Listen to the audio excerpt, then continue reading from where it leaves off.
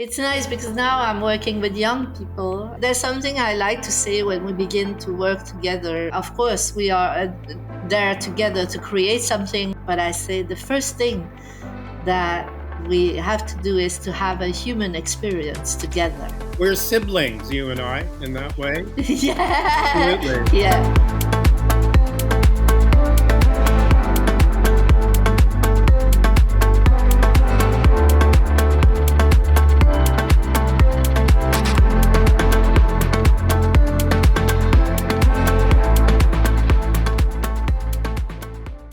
Hello, Daniel Brooks. Hello, Marie Brassard. Been a very long time, huh? What are you working on? Why don't we start there? What are you working on?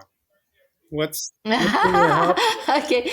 Well, right now I'm working on it was the National Art Center, the Théâtre Français.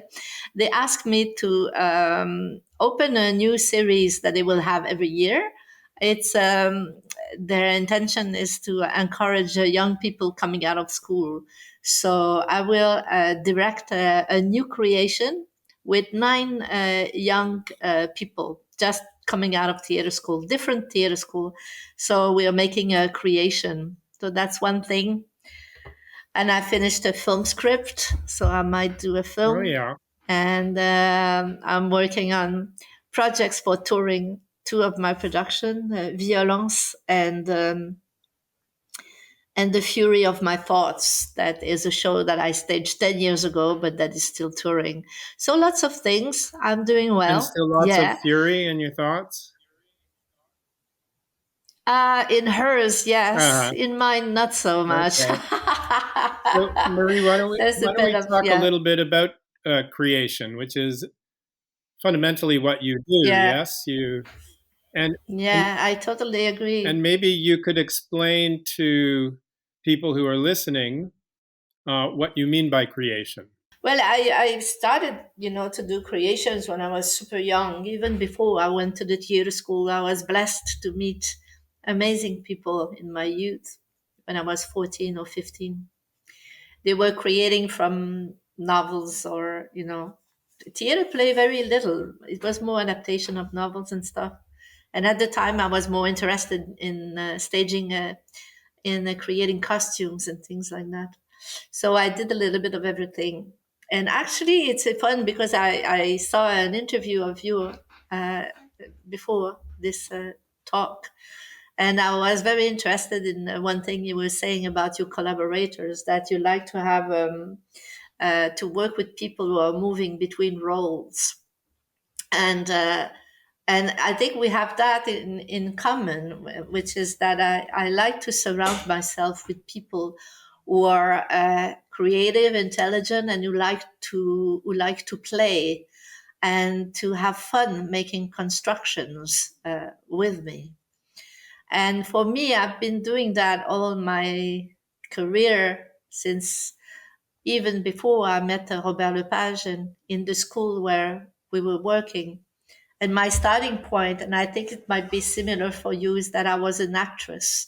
And I entered that world by discovering what it is to be an actor and the languages that we can explore and that can lead us into creating worlds. And that's how it go for me. It's that something totally fundamental in my practice, in my life, is to invent worlds. And I think I will do that all my life. And yeah. Can you say what a starting point is for you? I'm sure there have been many different ways that you've begun projects and many inspirations, but maybe you could talk about one that surprised you, that started you on a journey of creation. Well, probably without a doubt, I could say that one of my last creation that's titled Violence, because at the origin, it was inspired by a sentence that my goddaughter, Leon, said while she was a little kid, like she was 2 years and a half, and she talked a lot.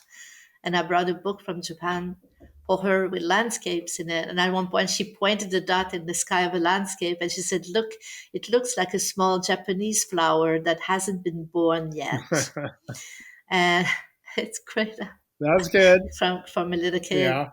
And so I decided to do a show inspired by that sentence, and it led me to an incredible journey. Finally, I devised that show with Japanese people in Japan, and above that, even like in the distance, in the end, because it was during the pandemic. So we worked through cameras and Zoom, and so I directed people from all at the other side of the world. We created stuff. They sent me films, and so it became. And just the title, which is really surprising, because it started with a cute conversation with a clever child, and it ended up being called Violence. Sometimes what I find when I'm creating, and maybe you can elaborate on that, is that I can start with a very skeleton idea that is not that has no flesh on it, and I reflect upon it and I go in all direction around it, and suddenly I feel like the context that is maybe political or social or something that's happening in my life clashes with this and mixes with these ideas, and it becomes a mix of sometimes not necessarily autofiction, because I'm not, but a little bit of it. It's like a reinterpretation of my own life and my relation with the world somehow. And how do you think about form? How does how does the theatrical form begin to take shape around the ideas or within the idea? Uh, yeah, it's very often being provoked by something I will see, maybe in art, or something I will hear, maybe in music.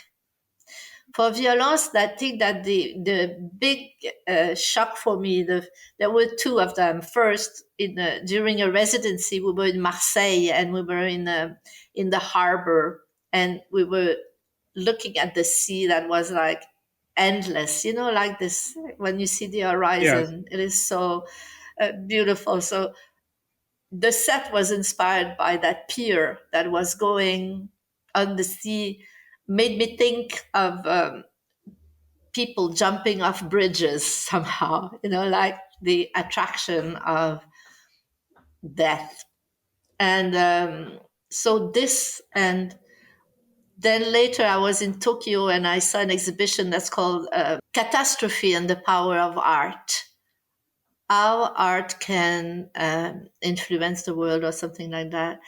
And it was like they had commissioned different visual artists to create works inspired by tragedies that struck Japan in the past, like earthquakes and tsunami and stuff. And the first work of art that I saw was it by a German, I think, man called Thomas Hirschhorn, and it was like a building that had collapsed, and it was really striking. You could see the traces of life in the room that had been cut in half, and at the same time there was this coincidence that in Marseille two buildings collapsed. I don't know if you remember, a few years Hmm. ago they were a dilapidated building that collapsed on people. There were many deaths. So my aesthetic idea came from those two things, Uh-huh. like the collapsed building and a pier overlooking the sea. So it was like as well inspired by what I was writing at the moment, which is like the accidental death and the desired death. So it ended up from this child conversation becoming a show about the attraction of death Hmm. and the desire to live. The so yeah, it's a bit complex, like it is in my brain when I'm creating. I'm not so systematic. I can become very, very chaotic, Right. unless I let myself drift into that. Hmm. Yeah, yeah. But I'm curious to know what are your thoughts about that. You're asking a very good question, but I'd like to return it to you. Well, I think, mine's changed quite a bit over the years. One thing I noticed when you were talking is how much you're dealing with sight and with this, with your sensory perception of the world around you and how it might translate into emotion, ideas, theater. And I think perhaps what happened to me, I've never really thought about this, was I began increasingly to fall in love with language. And even in my early days when I was working with Don McKellar and Tracy Wright with the Augusta Company, we would almost always have a text that we used so that, and it may be also, that may be a result also of working with three people who are equal co-creators on every level. No one's responsible for any one thing other than, various kinds of emotional turmoil.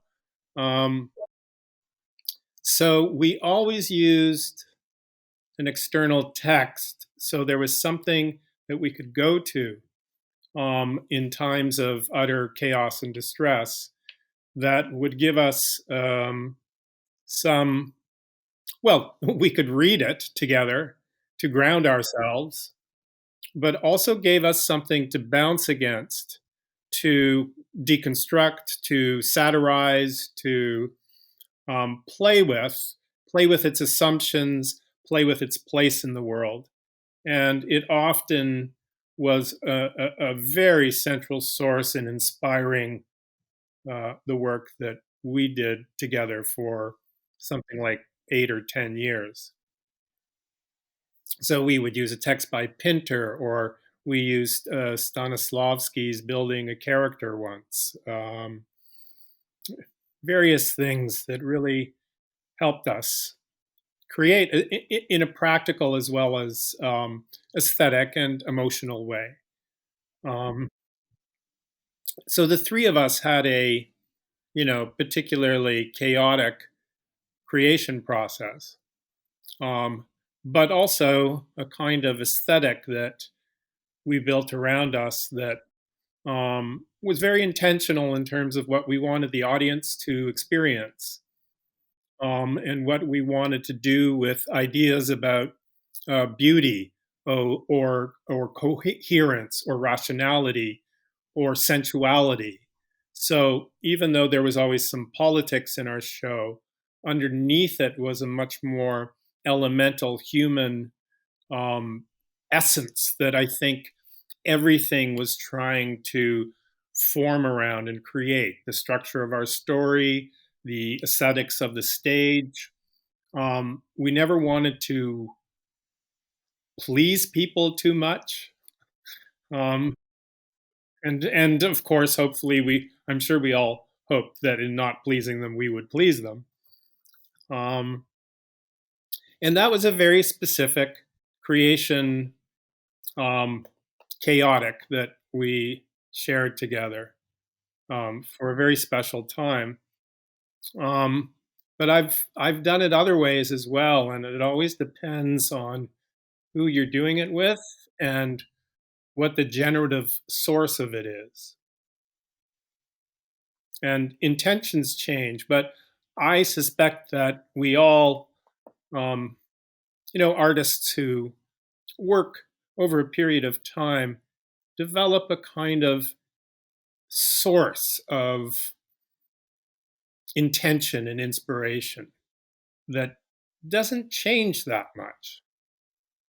True. Would you say that's true? Yeah, absolutely. I often have that sentence that you one cannot you cannot escape from yourself, because I always find myself like navigating not in the same water in a I mean, a small idea can become a big pound, like, or a small obsession can be re-examined in so many different Hmm. manners. And it's probably what makes the beauty and the specificity of one's work, that you know that when you're going to see that, maybe you're going to reflect in this certain kinds of water, and it's a good thing. I don't think it's a bad thing. I remember being quite concerned in the past about renewing myself, I was always thinking I have to do something really different. I have to renew myself. But I think that fundamentally, I've always juggled with more or less the same ideas, but observed from a different point of view. As the world changes around us, but Exactly. also doesn't change.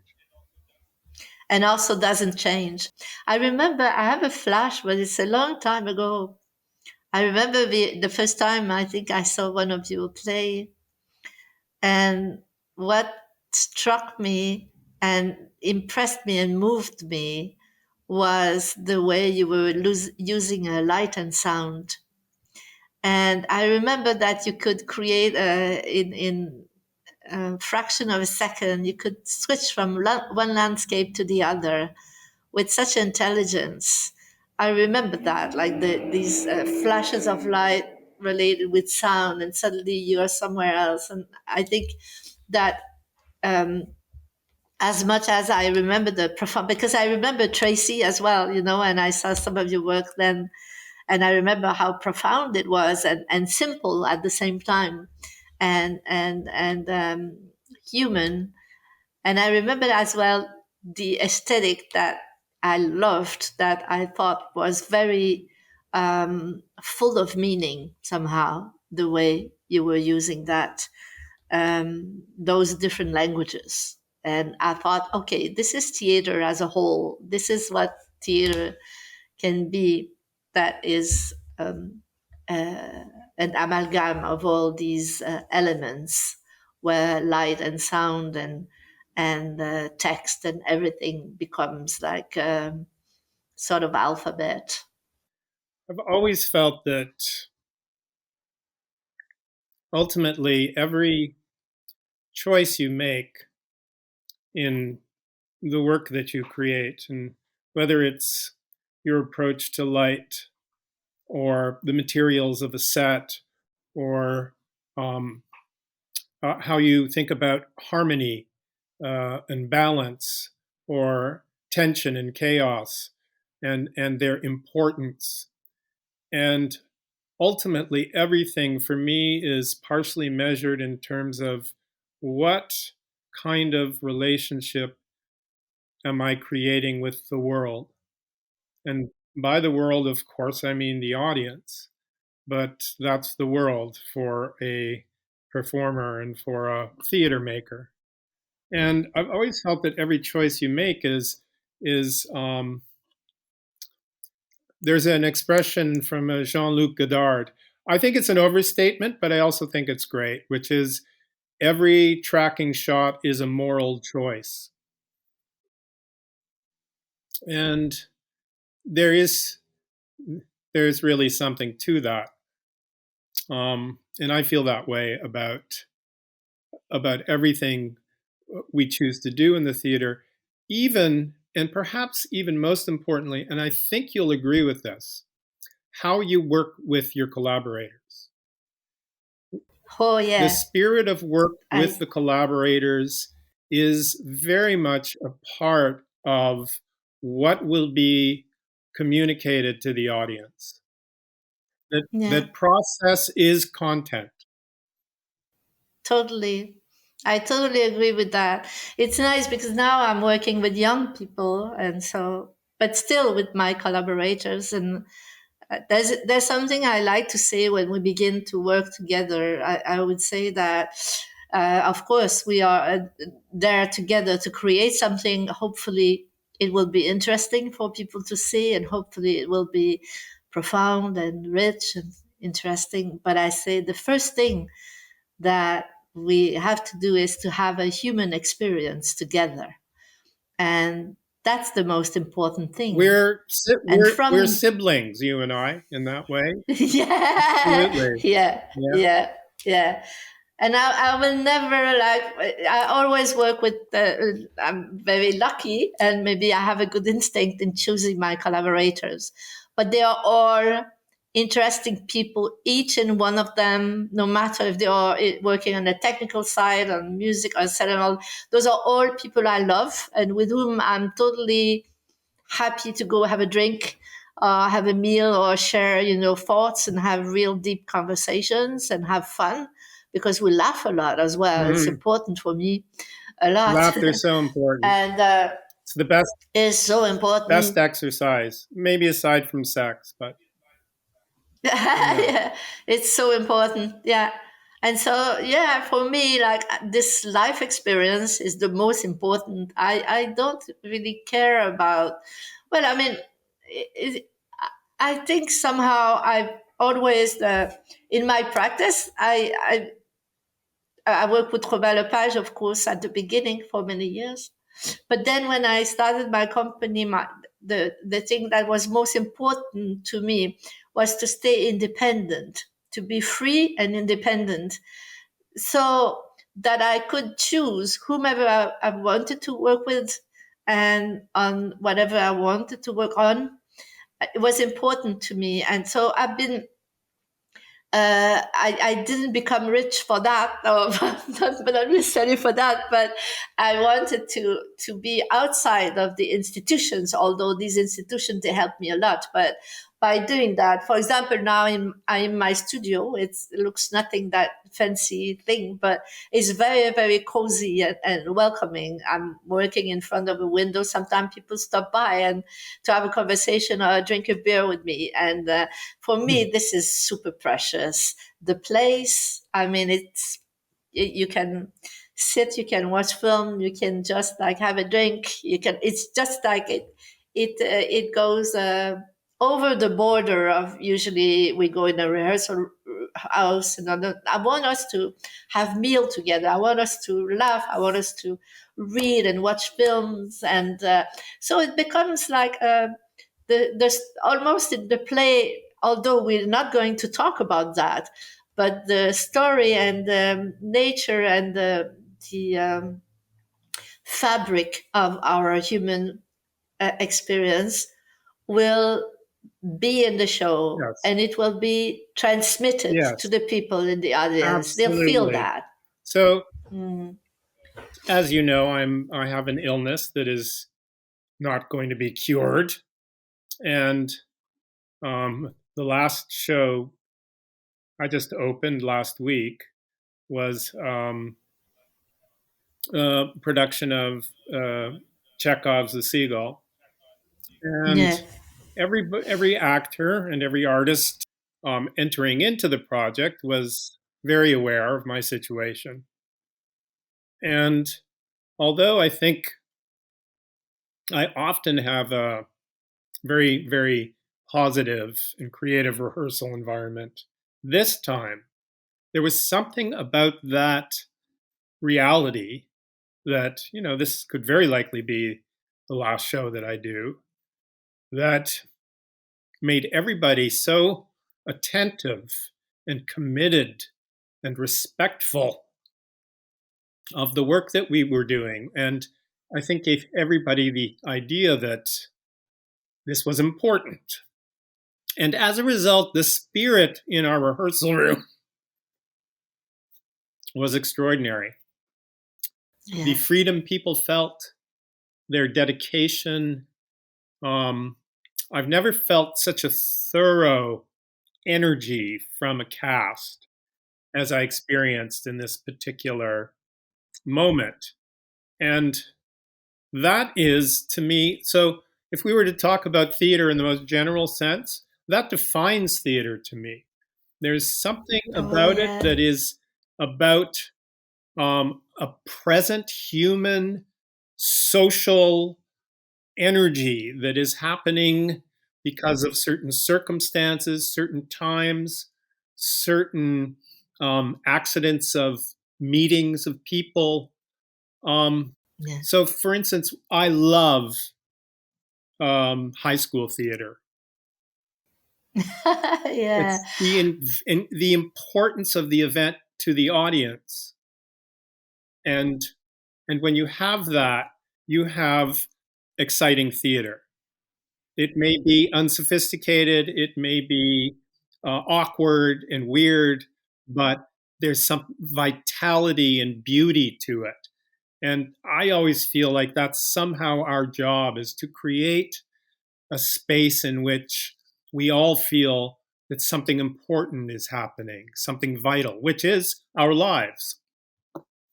Yeah. exactly. This is so important what you're stating now. My God, while you were talking, it reminded me very long time ago with Robert Lepage. We were working in France, and we were working impossible hours, sometimes until 4 in the morning. Like trying to find solutions and stuff. And I remember at one point we were stuck in something, and I started crying. And Robert, he was laughing, and he said, "Well, you don't have. Why are you crying? I mean, it's all right. It's just theater." And then I remember saying, "Yeah, but I spent my whole life in there." Like this is like, and you're right. This is like, and the attention I think that you felt in that context of your health as well, which I'm so sorry about, is something that we always have to keep in mind, that we are not working for a market. We are not working to sell tickets. We are not working to, like to be famous or Build a anything like career that. or anything. Yeah. No, it is of no importance. We always have to keep that in mind. We are there to communicate and to be the messenger or the witness or the interpreter of whatever name comes. We are talking about life and death. That's what we are talking about in all different manners, all the time, in with all these different aspects. So it's always important when we Yes. create something. Yes, and the medium through which we work is the living being. So Exactly. the ever changing living being, but at the same time, there's a lot of artists now beginning to talk about, in these catastrophic times, which roll around with some regularity, um, that we need to be leaders. We need to be artists. We need to be the ones who change the world. And I'm really skeptical about that. I mean, power to them and blessings and onwards, onwards, theatrical soldiers. But I tend to feel that the world is changing anyway. That change is the first principle, and the meager abilities of little humans to affect that change, to me, is often questionable. And that I feel that we are working in the theater on a more immediate, emotional, and unconscious level. And that's where perhaps you can have tremendous uh, impact on the world, if only for a day or two. I sometimes in my show have the I'm having great pleasure in breaking the fourth wall that we usually, we used to talk. It's just suddenly having a real conversation with people in the audience, that you are traveling in between participating together in a fiction and then having a real exchange, like in real time at a very personal level. I think it's really important to acknowledge that audiences can do that. Um, No, a lot totally. of people who write about theater will tell you it's not possible. That when you take me out, it's hard. It takes me out, and no, but Oh, no, no. audiences can move very quickly from one thing to another. Absolutely. It's a game that we agreed to play Yes. together. It's Yeah. beautiful. Yeah. I still love Yeah. doing I theater. wanted to say something about seeing one man on a stage in a 3,000 seat theater, which I did when I was very young. My brother and I were big Bill Cosby fans. Oh, We'd listened to his that's fun. records Hmm. long before his TV show. And we went to see him when we were quite young at it used to be called the O'Keefe Center, and it must have been two and a half, 3,000 people in the audience, and he was alone at a podium. And of course, we loved it because we knew they were like songs almost. His bits, the stories about his childhood, and we knew them all. So we loved it. And I think that I held on to that experience, and it was an object of faith for me as I made plays that he could do that alone on a stage with a microphone in a huge room without any aid and captivate our attention and create this loving sense of memory of youth and how foolish we all are and how ridiculous people are and how funny we are. And it gave me faith as I worked later that there was some magic in the center of creating theater that didn't require anything other than the present human Mm. being. Yeah. And I think the honesty and I think this is as well what touches us. Wow, what a pleasure to talk with you, Leonard Brooks. Lovely talking with you, Marie. The same, lovely. Thank you, Daniel.